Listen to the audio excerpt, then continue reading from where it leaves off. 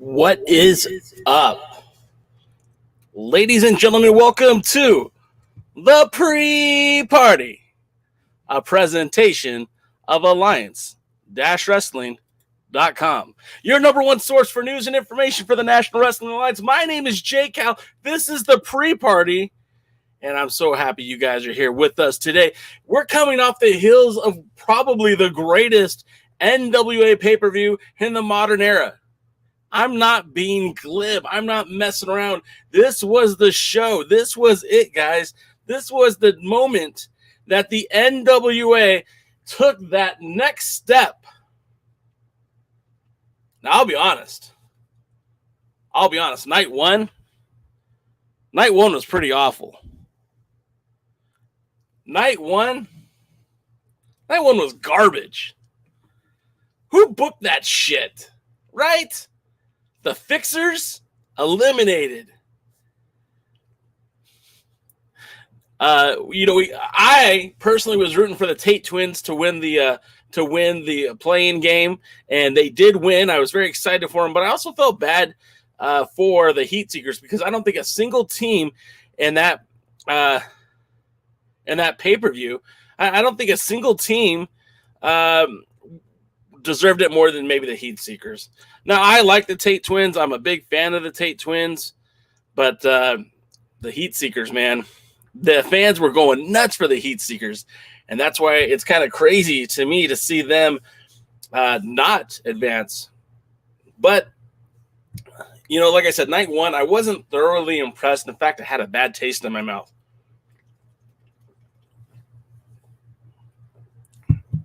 I was kind of disappointed because the show itself had so much potential. I mean, they even gave away the Briscoes on the pre-show, and that was pretty cool. And I have to be honest. I was impressed with the Now. I hope they stick around. I was also impressed with. Let me see if I still have those banners up here. Let me see. Yes, I was very much impressed by the Bad News Boys, easy for me to say. And I was impressed by the Rip City Shooters. I felt bad for the Heat Seekers. I really thought that they should have been there. Fiona's in the house. I haven't even said hi to everybody yet. Fiona's in the house. I finally got to meet Fiona. That was probably one of the top highlights of the weekend. Getting to see my pal Fiona was really cool. Got to see a lot of people. Got to see the Certified Hustler. Got to see Dave Scooby, the man with the plan. Man, Dave Scooby's the best. Oh, there goes the mic. I finally got to meet Will Martin up close and personal. There was a lot of fun. I got to meet a lot of guys. Jason Newsom, I don't know if he's in the chat right now. Got to meet a lot of my good friends who I've talked to for such a long time, but never got to meet in person. I got to meet Dr. Rob Stinson. Hell, I got to meet Trevor Murdoch, but that's on the DL. I'm not supposed to talk about that. Anyways, it was such a great time. The show was cool. Oh, Terry McDermott's in Wisconsin. You went the wrong way. You were supposed to go to Nashville. I got to meet. I also got to meet Jeremiah Plunkett face to face. He aged me by about 40 years when he said he's been listening to my podcast since he was in high school. So that that deflated the wings for sure. But yeah, the tag teams. I really hope that a lot of these guys stick around because they were so good. I'll be a fan. I'll be honest. I wasn't a fan of Violence is Forever. I was happy with the team of Kenzie Page and Elena Envy. I thought they did really good. Ella Envy. I thought they were a great tag team. I was disappointed by Blue Meanie being Kratos' replacement. I would have used almost anybody on that roster besides Blue Meanie. I mean, what was that? I literally turned my camera off when that happened. I literally turned my camera off. I put my camera away, and my daughter looked at me and she said, "Dad, what are you doing? The wrestling's on." I said, "There's no reason to film this. There's no reason to tape this." The Blue Meanie, he was barely relevant in the 1990s, early 2000. He's not relevant in 2022. It's been at least 22 years since he's been relevant. And Devin, no hat? Yes. Well, I'll be perfectly honest. I thought I had another 20 minutes before the show started, and I was leisurely sitting at my desk munching on my Goo Goo cluster that I purchased in Nashville, Tennessee. Those things are awesome. And I left my hat in the other room, and I wasn't able to grab it. More so than that, I forgot my hat this weekend. I didn't have it at all. So that was kind of a bummer.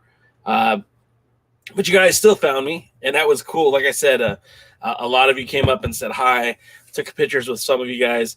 It was awesome. And that's what made night one even worth being there, was getting to meet Fiona, getting to meet Dave Scooby, getting to meet some of the other guys. Camille's dad even came up and gave me a hug. How awesome is that? You know, look, even without Camille's dad saying what's up and being kind to me, on this show, we've been very pro Camille because she's the best.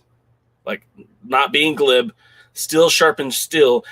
This girl really wasn't even wrestling when she came into the NWA at the 70th anniversary show. She had one or two matches in the early NWA Power tapings. I think it was the second round of tapings back in 2019 in December. And that gal, I also want to say Camille's dad. First of all, he's cool as heck. But more importantly, Camille has gone out there and proved why she's the best. Now, that's not to take anything away from Thunder Rosa, who I admired very, very much. It's not to take away anything from Serena Deep.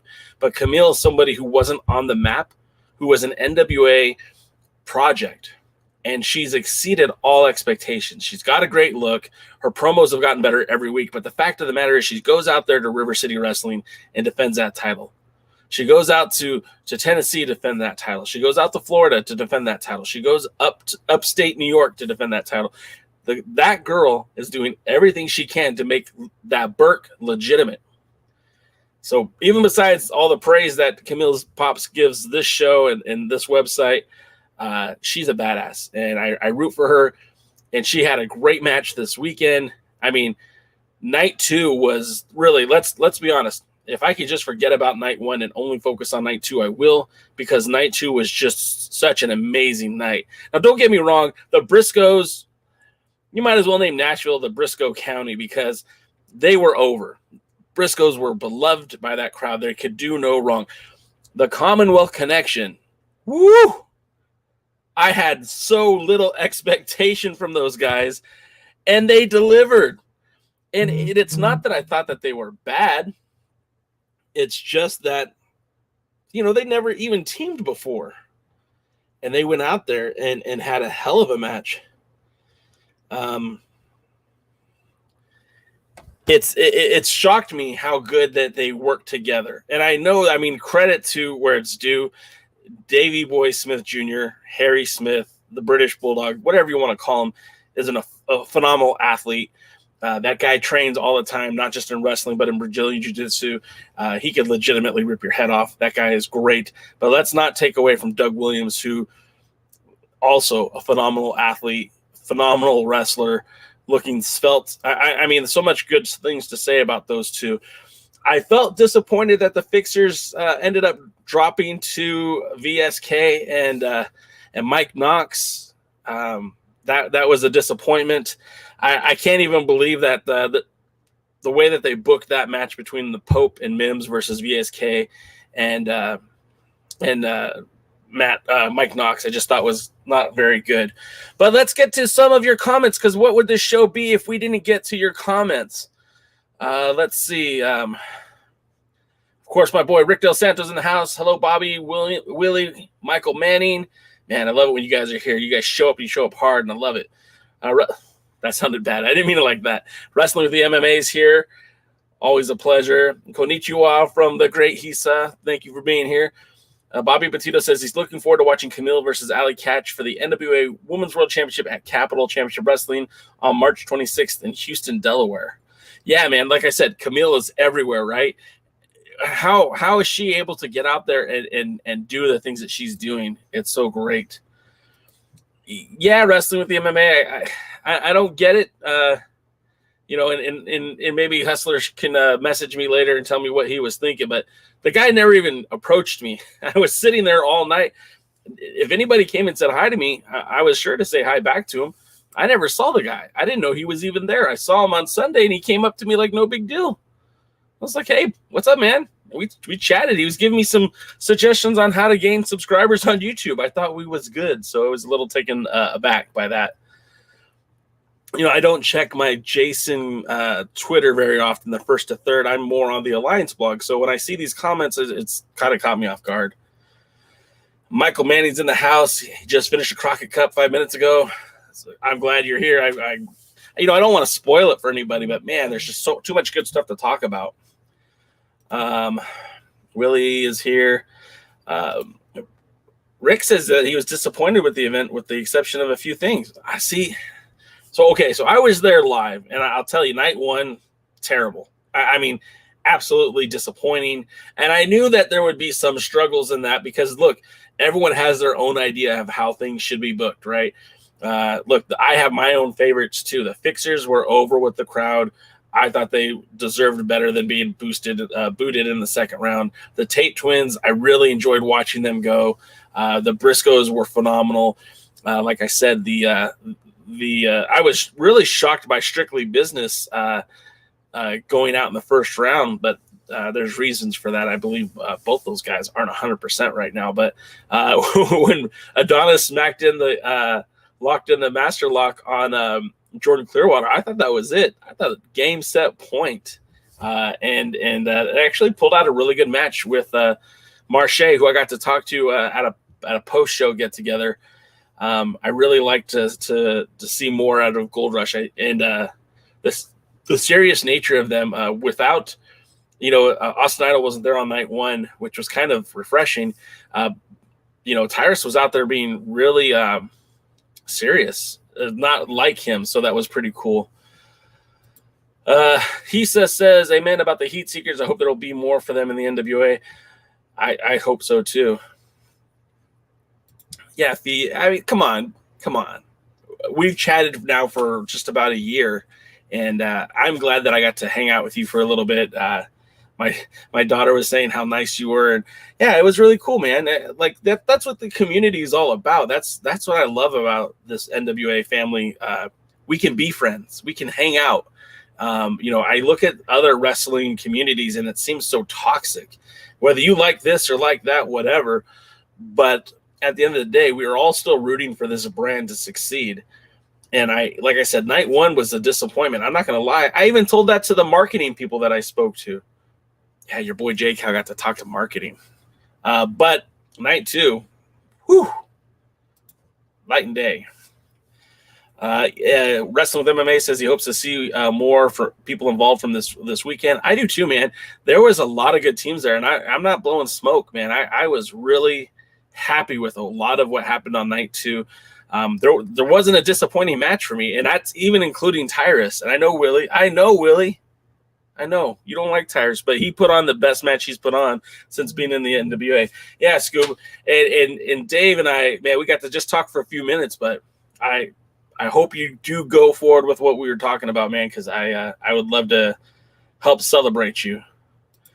Yeah, the Now was pretty. Did I call them by the wrong name? If I did, I apologize. They impressed. They held their own against the Briscoes.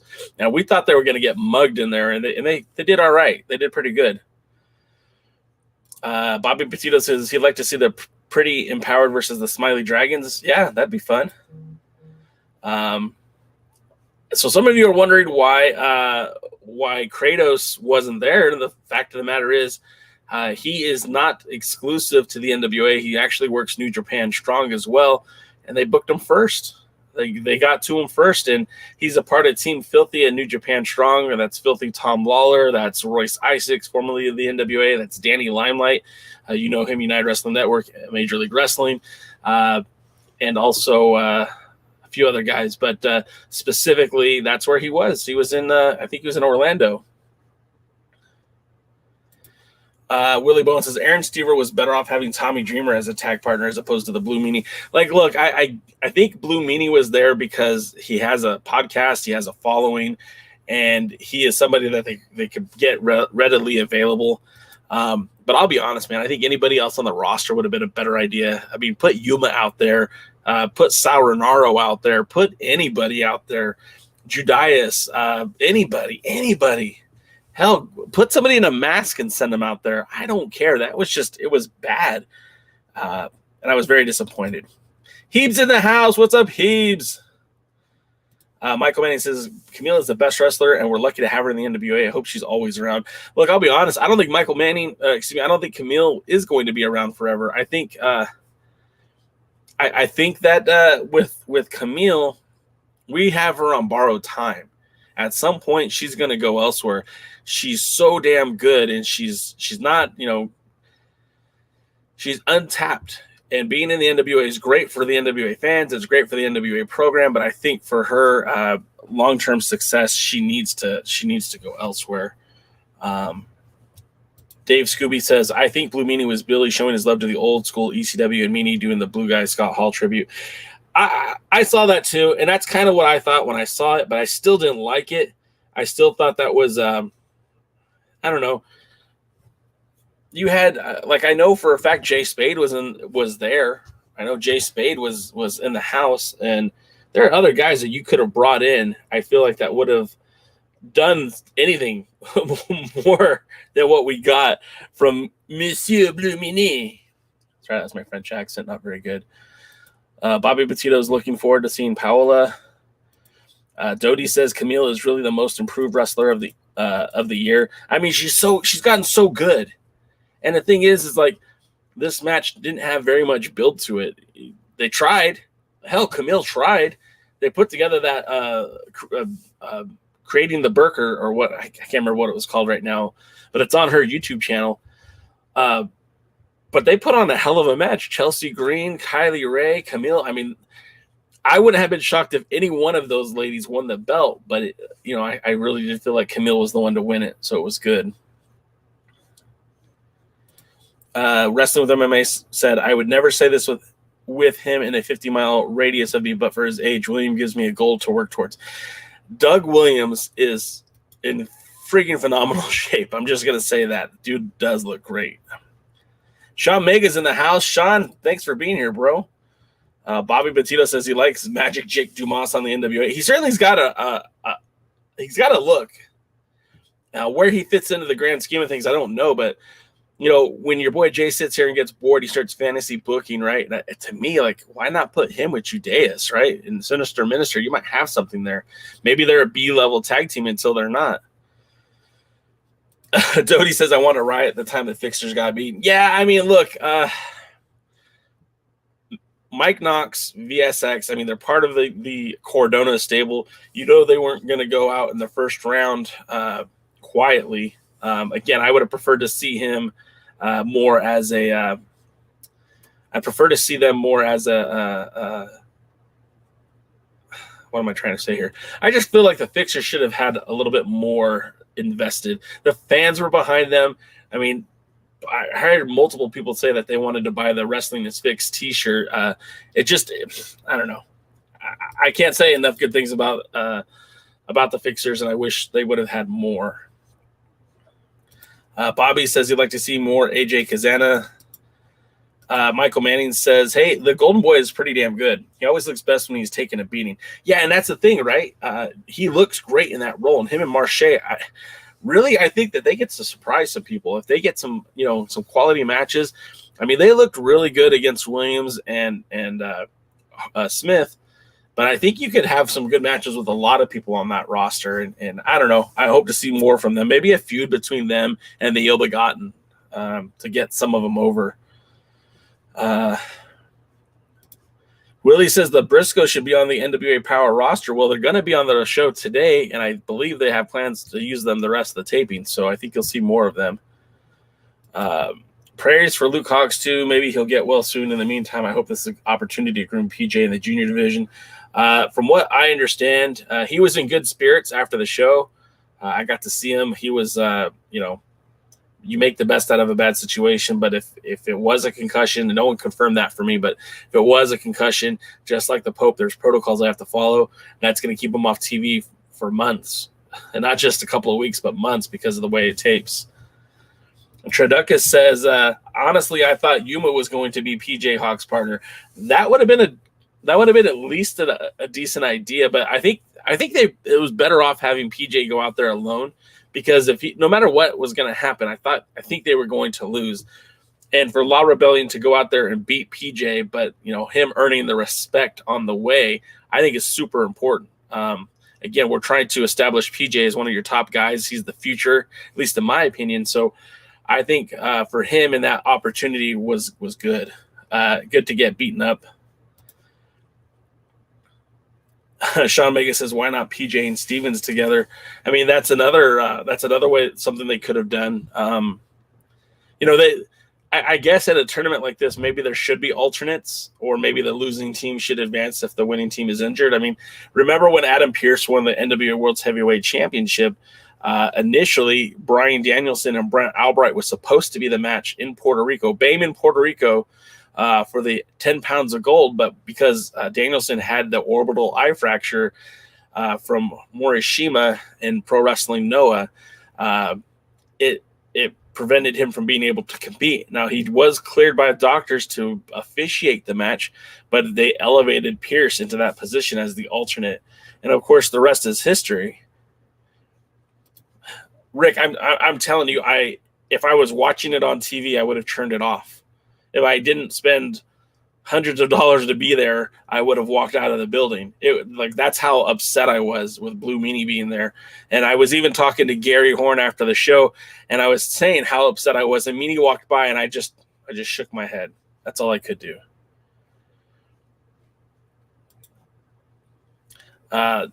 Dodie says, despite the randomness of Ill Begotten, I somehow like Captain Yuma in the NWA. I think, I don't think Yuma's going anywhere. I just think his direction is different now. I talked to Yuma too. Yuma, short story, real quick. My first wrestling show with my daughter, who's going to be 18 in August, was 5 at the first TV taping we ever went to, which was Championship Wrestling from Hollywood and KDOC at the what was it? Never mind. Doesn't matter. In Orange County, California. And the first tag team, first match that she really connected with was the Rock Nest Monsters versus Los Luchas. And I believe it was Los Luchas and Brian Cage and now LA Knight, the Natural Selection. And she was so excited to see the Rock Nest Monsters, and her favorite wrestler at 5 years of age was Johnny Yuma. And we had talked, and Yuma even sent her a T-shirt, and she loved it. She would wear it to all the wrestling shows. And in the middle of the crowd, Yuma sees Lily, my daughter, and literally loses his mind there for a second. I don't know if they caught it on camera. I haven't went back and watched it, but he did a double take when he saw us, and then the next night he fist pounded her, and that was pretty neat for us, anyways. Trideca says, I'm not a big fan of Camille, to be honest. I would prefer her to sell more. Like, I know she's supposed to be big, strong, and pain resistant, but it bugs me still. I felt like she took a lot of damage at the show. She got that super kick from Kylie Ray, and I thought that was it. I thought she was done. And the fact that she was able to come back from that, you're right. She has to, as a wrestler, as a performer, you do have to sell. I really feel like she's getting better at that with the right people. That show kind of felt like it was supposed to be. Why did I say that funny? Should have been Natalia Markova versus Camille. And I felt like that might've been the better match to go with, but by having Chelsea Green in there and by having Kylie Ray in there, it created a lot of chaos and really did a lot more for the show. And yeah, we agree on that. It was good. Devin says, to be honest, I missed the pay-per-view. Fiance booked a weekend vacation and multiple wedding expos, so I only searched the results both nights. What was the best matches? Oh, gosh. Honestly, the Briscoes versus Harry and Doug Williams is probably the best match of the night. It was very, very good. I, for personal reasons, really just enjoyed the Jax Dane match with Anthony Mayweather. That was some true heel shit, part of my French, but that was bad guy stuff, and I really appreciated that. I really did like the women's triple threat match. The women's tag team match was really solid. On the Also, the Tate twins versus La Rebellion was really good. I think that was on the first night. But there was a lot of fun matches. You should go out of your way to check it out for sure.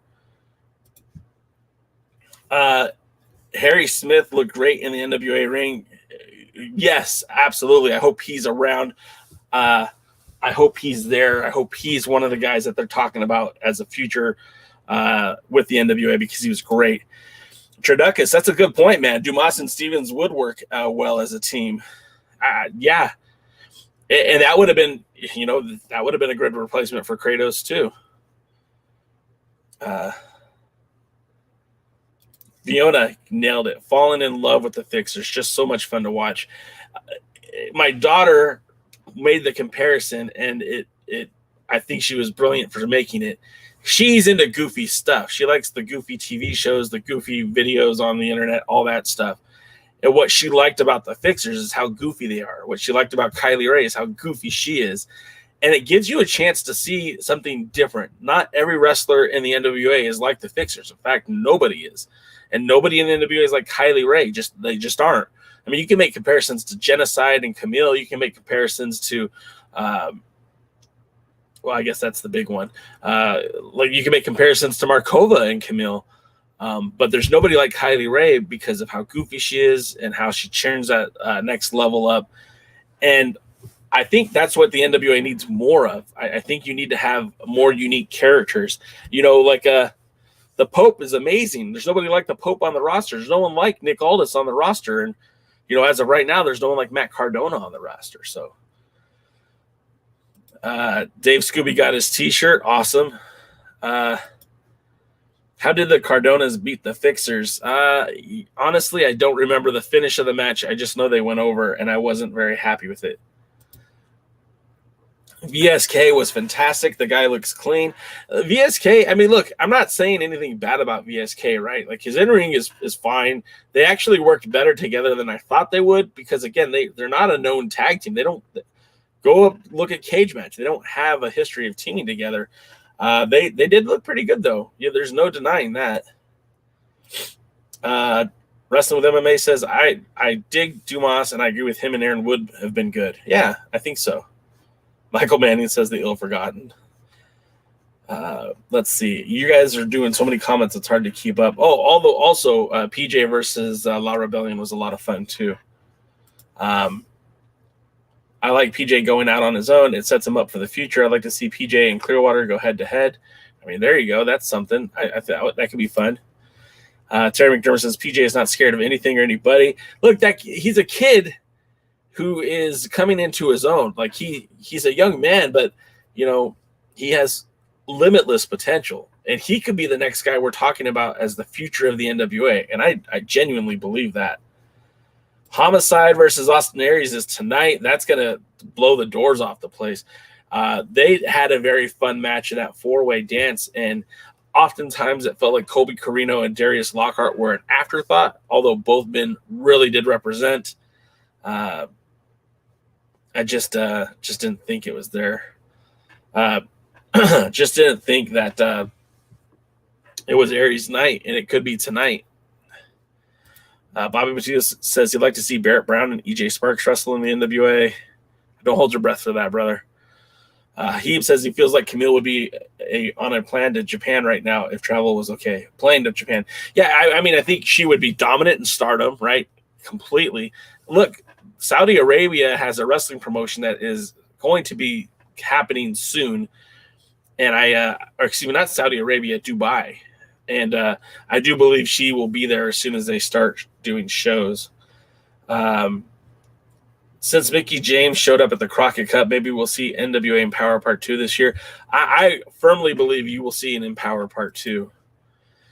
Devin says, Jax Dane winning the title seemed awesome. I got to see someone stream from that match. That stream might have been mine, my friend. Yeah, I posted the clip on YouTube, at least the second half of the match.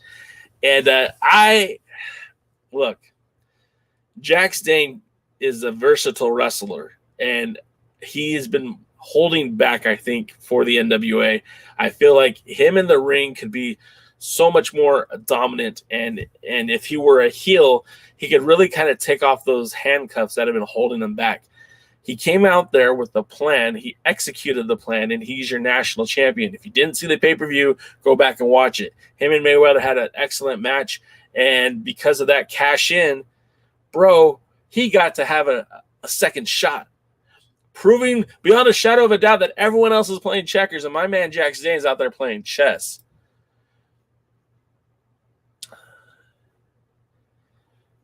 Trideca says, also with me seeing Double J at the Hammerstein show GCW did with Matt Cardona getting in Jarrett's face, I'm like, he's a dude in the face with his belt. Got to show you where we're at. You might want to chill with antagonizing him because Jarrett is to be feared. Yeah, and the thing about it is Double J, I mean, for the most part, called it down the middle. If anything, he was more biased towards the NWA to Nick Aldis and to really having a clean match. That was what he was efforting.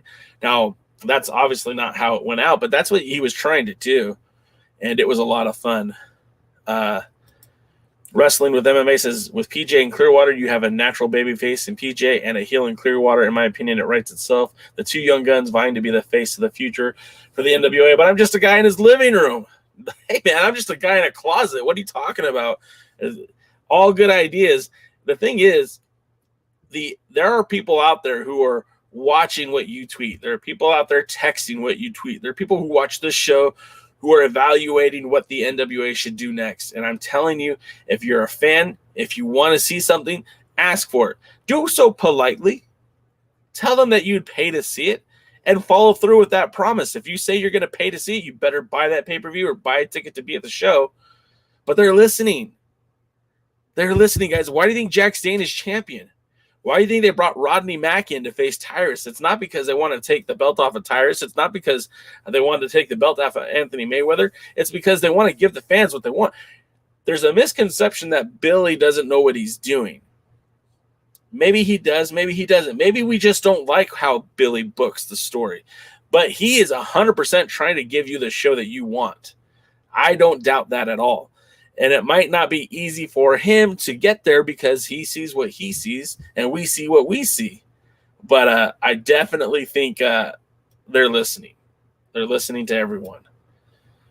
Michael Manning says that Jax Dane was superb at the Crockett Cup. Chef's kiss, right? I won't take anything away from what Anthony Mayweather did in that match. He looked very good. But the best part about being a babyface is being able to take that L and still be a champion. Don't take anything away from Anthony Mayweather. He's down. He's not out. He's going to be right there back after Jax as soon as he's healthy. But, man, healing at its best. Loved it. Dane is the best character in the NWA. I mean, tell me who's better. Tell me who's better than Jax Dane right now. Nick Aldis is a phenomenal wrestler. Nick Aldis is a phenomenal talent. What's his character? The Pope has character, but what's his character? Jax Dane is a heel. No, make no mistakes about it. He's not a tweener. He's not here for your cheering. He's here to win titles, and the man proved it. Michael Manning says La Rebellion with the belts was great to see. It was interesting to see that they brought out the old Crockett tag titles too, the ones that they used. The NWA had a set of those a couple years ago before they sold off to before Bruce Tharpe got control of the NWA. They had those belts. Dodie says, if we hopefully still have Empower this year and it becomes a yearly tradition, I hope so, doing with wrestling at the Chase. They can use a smaller ballroom for power tapings and the corrosion. I can't even say that word. I know that's the venue. I don't know how to pronounce it. Yeah, I agree with you, Dodie. I feel like that was a nice fit for the 74th anniversary and Empower Part 2. I think they should do it in St. Louis. I think they should do it at the Chase. I agree. Bobby says, who should challenge Tyrus next? Man, I mean, look, he's beating everyone that they put in front of him. I still feel like Scion is the guy that will be back involved, but I really feel like there should be a change at the guard soon, at least my opinion. Traducka says, Jax Dane is getting a second title run for the 10 pounds of gold. I predict this. Or at least him getting revenge on Tim Storr taking the title from him, unless that happened and I missed it. You kind of did, Traduckus. They did it. They had a match right before the pandemic. It was part of what was called a Superpower. It was the last episode of Power from that era. And Tim Storm, I think, still went over but they kind of, after that match, it just kind of disappeared. I agree with you. I think he will be in line for another shot at the 10 pounds of gold. But I think right now, being national champion means you're technically the number one contender. So we could see that at any time down the road. But we'll see. I mean, look, the best thing that the NWA could do is have like 5 or 6 guys ready to challenge for the 10 pounds of gold. I mean, right now you got Matt Cardona.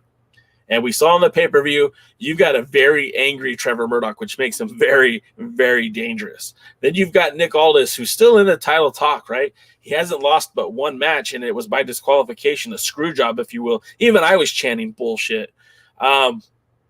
So for that, I mean, there's 2 legitimate challengers right there. The Pope still has an opportunity to championship cash-in against any title he chooses. So the Pope is another guy who's right there too. And then, of course, Jax Dane is your number one contender. So there's 4 guys who legitimately could be a number one contender or a challenger for the 10 pounds of gold. And that's not talking about anyone else on the roster. If Tyrus wins 2 more matches, he's got a title shot. So, I mean, it really can go any way. And that's, that's something that NWA hasn't had in a while, some legitimate challengers for the title.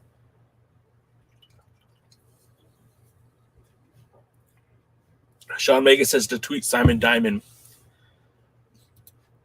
Triducka says there's honestly worse booking right now than what the NWA is doing. Look, I'm going to say this completely honest. Half the time the NWA books shit that I don't like, pardon my French. The other half I sometimes like. And that's honest. I'm not one of these guys that are going to tell you that everything the NWA does is golden. But if last night is an if Sunday night is an indication of where this brand is going, then I'm in, putting all my chips in. Sunday night to me was the best show I've seen the NWA produce since Billy took over. And I'm talking the 70th anniversary show. I'm talking the first Crockett Cup. I'm talking every episode of Power. Everything made sense and everything looked good. You had the Hex versus a team in Kenzie Page and Elena Envy, who I never even heard of Elena Envy before. She was great. They were good. It was a good match. They looked like a real tag team. That's important. The junior heavyweight title, Homicide winning that championship. I heard somebody say like that was a bad idea and it should have been Colby. Look, you could like Colby more than Homicide, but the legacy that Homicide has, he brings instant credibility to that belt. He will take it everywhere. He said he will. I love it. The tag team champions losing in the Crockett Cup sets up a rivalry between the Briscoes and La Rebellion. We don't even need a storyline. It's already there presented for you. Crockett Cup, Briscoes, La Rebellion on the outside looking in. Heck, you could even make the case for Harry Smith and Doug Williams because they're the ones that defeated La Rebellion. So a lot of fun stuff. A lot of fun stuff. Bobby said, I was surprised that Chelsea Green low blow Jeff Jarrett at the Crockett Cup. I mean, that was another thing that worked really well because at the end of the day, Nick Aldis didn't lose the match. He was robbed. So his stock, his value didn't decrease, didn't diminish. He's still every bit the national treasure. Also, you didn't beat the world's champion. You didn't beat Matt Cardona. So as much as he had to cheat and hide and steal and everything else, he still kept that title. No matter how badly, everyone in the NWA doesn't want Cardona, he's your champion. Deal with it. So I feel like, again, such a solid show. Tell me the match that was horrible.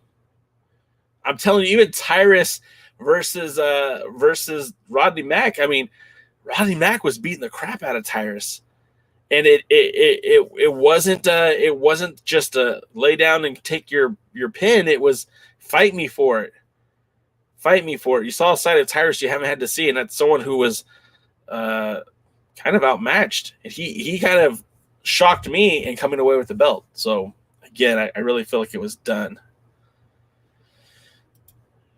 Dane and Pope. Yeah, I would like to see Dane and Pope. Dane versus Harry Smith. Yeah, I'd like to see that match too. Man, Harry Smith is such a great athlete, but you look at the WWE, right? And you look at that world heavyweight title picture, and who do you see? You see Roman Reigns and Brock Lesnar, two very physically just dominant looking wrestlers. You look over at Impact Wrestling, and they've got Moose as their world champion, right? Also a very physically intimidating individual. And then you look at AEW, and I'm not saying that Hangman Page is a inferior athlete, but he's not nearly the size or shape of those other three men. But Jax Dane is. And Jax Dane, you could put a poster with Jax Dane versus Brock Lesnar, and people will pay to see it just based on the size of the guys. Bobby Batido wants a match between Dane and Rodney, and I just don't think you're going to see that.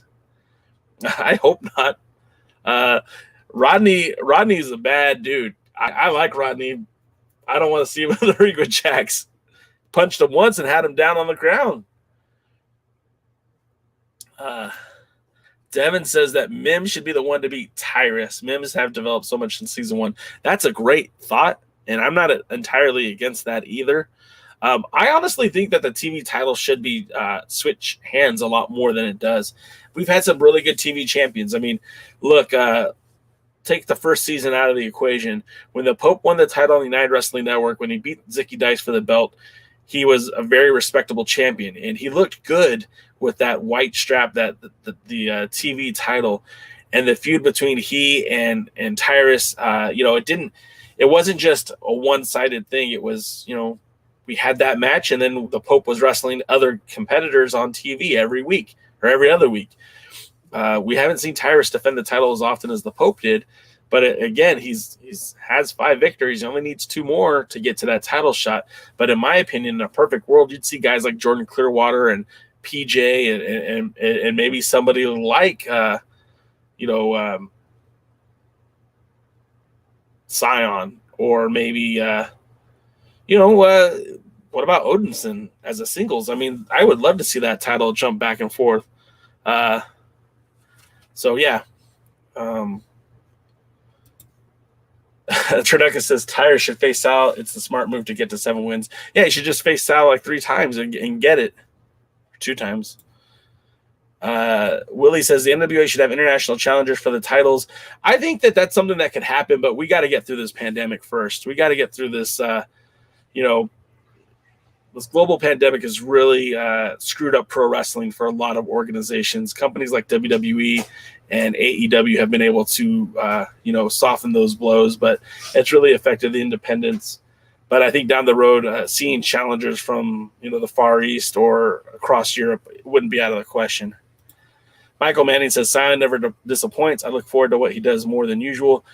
That's that's an unpopular opinion, Michael. But the guy really went all out at the show. I would like to see more from him, but I'm not exactly a huge Sion supporter. Mac broke my heart on Sunday. I mean, look, he had to do what he had to do.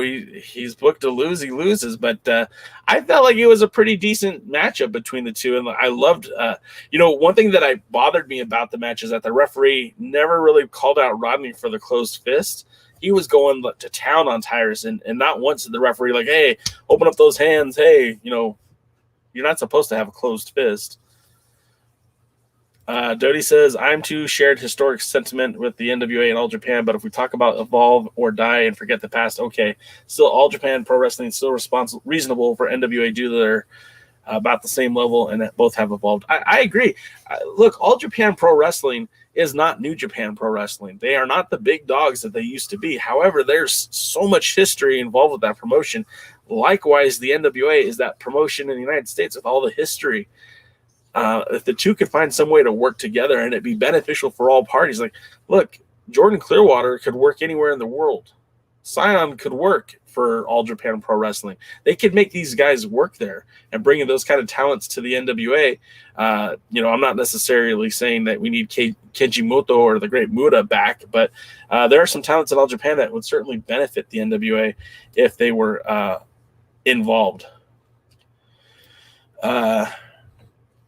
Devin says, I got to go back and watch night number 2. Yeah, man, I really liked night number 2. I thought they did a great job. Young Rider says, you went in with lower expectations, right, Jay? I went in with pretty high expectations for night number 1, but like I said, I was largely disappointed. Night 2, I did have some lofty expectations, and they exceeded everything. Like I said, there was no bad match that night. There was nothing that I didn't like. Even the Tyrus match I was involved with and thought was really good. And then seeing the OGK back on night number 2 in the pre-show was pretty cool too. A lot of fun there. Bobby Batido says that he's looking forward to seeing the OGK, Matt Taven, and Mike Bennett wrestling on NWA Power. I think I'd like to see both of those guys be more invested in the NWA. I know that Impact is kind of like where they butter their bread, if you will, but I would certainly like to see them on a more consistent basis in the NWA. Of course, you're going to see them tonight wrestling. We haven't even talked about the show tonight. Let's get to that real quick. So busy talking about how great the weekend was. We didn't even talk about the show that's coming up tonight. Of course, Power is going to be stacked. We've got a lot of interesting matchups here tonight. I'm looking forward to most of them. You've got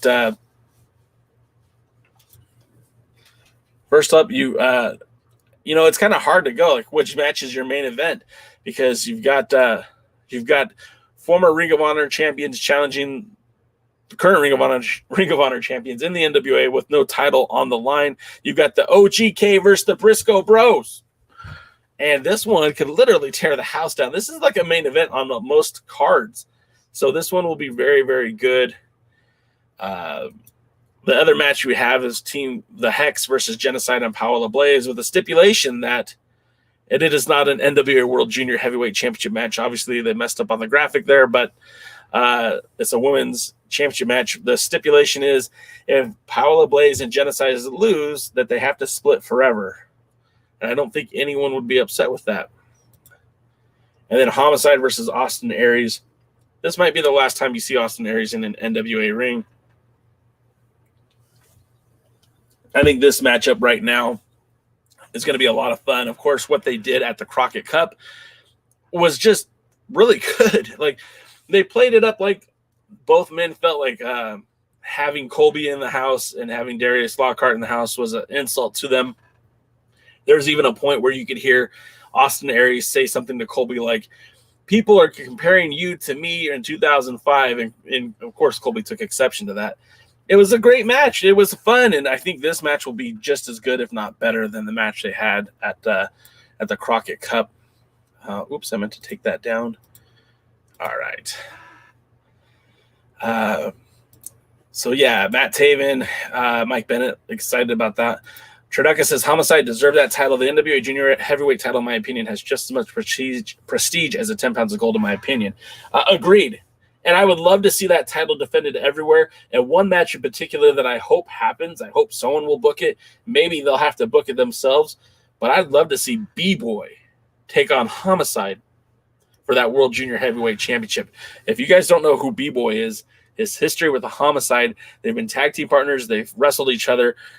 Love the match idea. Hope that happens down the road.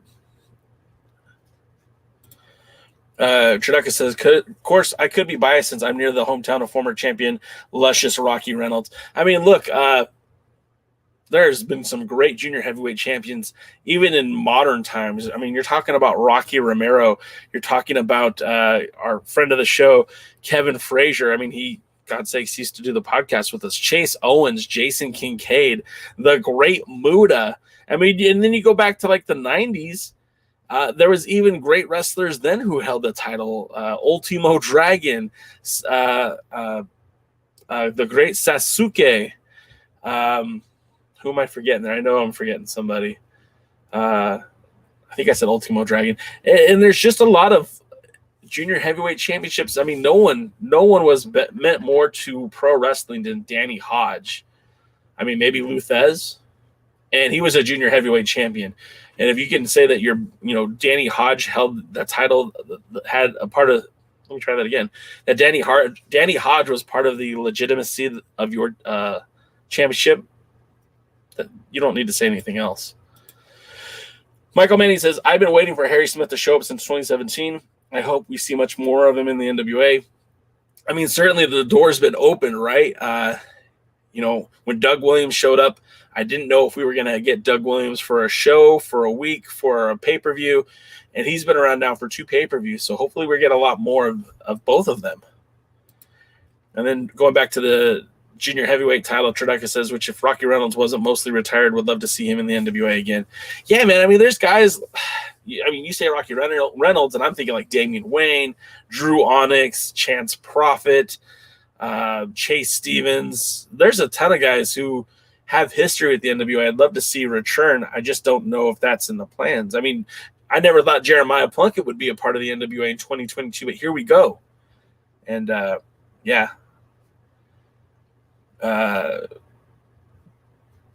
Okay, Hustler, we're good, man. Like I said, we good. All good. Trideca said, Pope stole that title from Ziki. Pope's gloves are loaded. The ref should have checked them, but didn't. Total bullshit. I love it. I love it, Trideca. I'm going to go see Ziki Dice tonight if he made his flight. I'm going to Irvine. It's going to be my 3rd match in 4 days. What's going on here? I'll be going to the United Wrestling Network's first television taping of 2022 for the Championship Wrestling presented by Car Shield, which should be a lot of fun, and hopefully Ziki will make his flight. Michael Manning says that if he knows Billy the way he thinks he knows him, it's going to be Black Cheese will be the one to win. Hustler says that he wants X-Pac versus Homicide. Devin says, is it time to bring back the U.S. tag titles? I think it's too soon for that. Let's build up the tag division. We finally have 5 good legitimate challengers for the world's title. Let's wait till we have 5 legitimate challengers for each title before we bring in another set of belts. Hustler says they're getting ready to lease out the name and titles to OVW or Impact. You know what, Hustler? I mean, you've been right about some things. You've been wrong about some things. I don't foresee that happening. There's no benefit for Billy to do that. He could put the whole damn thing in a vault and never think twice about it again. I know he's put a lot of money into it, but not as much as most of us think he has. And yes, we are calling out Fritzy for not calling the closed fists. Hustler says Cody Rhodes Supercard Ring of Honor with when FTR versus Briscoes takes on. I don't follow you, man. I think there's reports that Cody is already signed with the WWE. They said that they signed on Monday. I mean, of course, everything's a work, but in Hustler, we've been saying that on this show, on both shows, this one and the other show, that's certainly what they're playing up. And Hustler says Impact and NWA are working together again. I mean, I kind of think that, yeah, it feels like it. The fact of the matter is we have Impact talents working for the NWA, in that we've got the OGK appearing for the NWA. Mickie James is working with Impact. I don't know what her contractual status is, but she's also working the NWA, so that doesn't surprise me either. Trideca says, with all the Impact crossovers happening, does that mean Ziki might return? I don't think so, man. It would be great if he did. I like Ziki Dice. I know that he had some heat with the world's heavyweight champion, but I don't think you're with your medal if you don't have heat with the world's heavyweight former world's heavyweight champion. If you and Nick Aldis are pals, then you've never spoken your mind to the guy. Sean Mega asks, why is this the last time? Because I think that I could be wrong. I 100% could be wrong. But I think that at some point when he starts wrestling more on pace with the control your narrative moment, I think you're going to see the NWA, sever their ties with them. And it's not anything based on what he's doing with that group or what that group represents or anything else like that. I just think, Sam Adonis is still, Sam Rudo, El Rudo is still working the NWA, but he doesn't appear for the pay-per-views because they're always booked on the same weekends that AAA is doing pay-per-views. Matthew Underwood says Aries should have been champion. He signed NWA to an all this money contract. Matthew, that's some big talk right there, man. I don't think that's going to happen, but that's and I see a lot of you guys questioning. It's just my thought, man. No one's broken any news to me. I am not an insider by any stretch of the imagination. Your boy, talk to Hustler. He knows. But I don't see that. Hustler, man, be patient. There's like 50 comments on here. I'm getting to every single one of them. You can't make this. This isn't a you and me chit chat hour, man. I'm doing a podcast here. I'm talking to everybody, not just you, everybody. I'm not ignoring you. I got comments in here, man. I'll get to you. Nobody's special. We all wait in the same line here. Rocky Romero is the brother of Jay and Mark Youngblood. You're thinking of Ricky Romero. Rocky Romero is from the School of Hard Knocks in Southern California, Los Cubanitos, and he's a part of New Japan Strong. In fact, I think he's the booker. Yes, Jerry Briscoe was an NWA Junior Heavyweight Champion. I would like to see Romero show up too. With his schedule, I think he's more just. I think his in-ring days are coming to an end soon. He's doing more backstage stuff. He's helping to produce and New Japan Strong. I think he even has a title with New Japan USA, and I don't mean like a wrestling title. Yeah, man, it was cool to meet you. I just don't understand the tweet, and I don't understand why you're getting mad because I didn't read your question yet. But more later. Oh man, 3 minutes to showtime. Let's see. No more new titles. Exactly. No more new titles. I agree. Traduca says Xbox versus Homicide ain't happening. Him versus Joey Janela at Game Changer Wrestling. Joey Janela's Spring Break is going to be Xbox last match.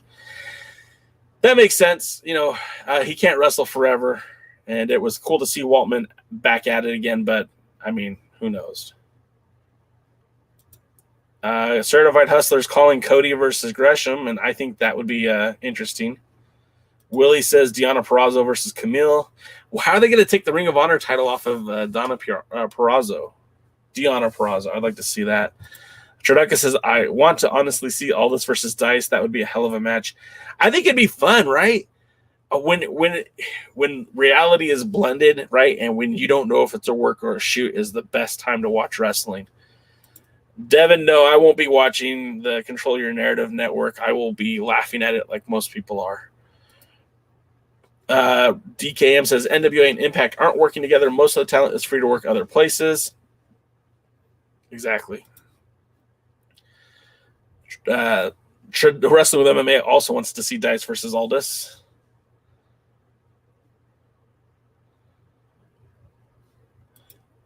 That's what I'm talking about, Hustler. There's so many comments in here. I get to them when I get to them. Be patient. Bobby Batido says, "Does Kenzie Page sign with the NWA?" That's what I heard. That's what I've been told. I don't know for certain. Traduca says, could you imagine Ziki Dice beating Matt Cardona for the title and Impact, then coming back to the NWA, bugging all this until they see? That would be great. That would work on so many levels for this guy. I know people like DKM would hate it, but I would absolutely adore it. I would love it. I would love it. Matthew Underwood says, Aries is a champ that can carry a division until he wants more, though. That's the thing about Aries. He's never happy with what he gets. Look at his tenure. Ring of Honor, world champion, still wasn't happy. WWE, they were trying to put him in the Cruiserweight Championship, still wasn't happy. He came back Impact, won the title, wasn't happy when he had to drop it, quit the company after he dropped the title. It's like, no, man, stick with something. And this is coming from somebody who's rooted for Aries for a very long time. I don't know that I want to see him. I don't know if I want to see him in the NWA for that much longer. Now, if he can be happy about it, if he can be happy where his place is, cool. I'm good with it. But I've yet to see that yet. Traducus, I think that's what it is, man. I think it is supposed to be like a borderline motivational speech thing. I think that's what the whole gimmick is. It's like a spin on Fight Club too. And, first rule of Fight Club is, but everyone's talking about control your narrative, just not in the way that they want us to talk about it. I don't think anyone's telling me. I haven't heard a single person say, yes, I can't wait for it. And we're talking about guys who were over. EC3 was over. I can't remember his name in the WWE now, but Adam Schiff was over. Oh, God, what was his name? You think I would remember? And Hustler, man, yeah, I'm not. Look, I when you do good, I'm gonna say you did good. Remember, I'm the one that said yes. You were the one that called out. What was it? Now I can't remember what you called out, but I said it when you did it, man. I recognize. Game recognizes game, right? Braun, that's right, Braun. He was over in the WWE, and I just don't feel like he's over. I don't feel people are talking about them in a positive way. And from what I see, there's no real reason to. They bring in Aries, great, and you have like 3 guys that look the same, like those little Russian babushka dolls where you put one inside of the other, right? Boom, boom, boom, boom. It just, I don't feel it. I don't feel it.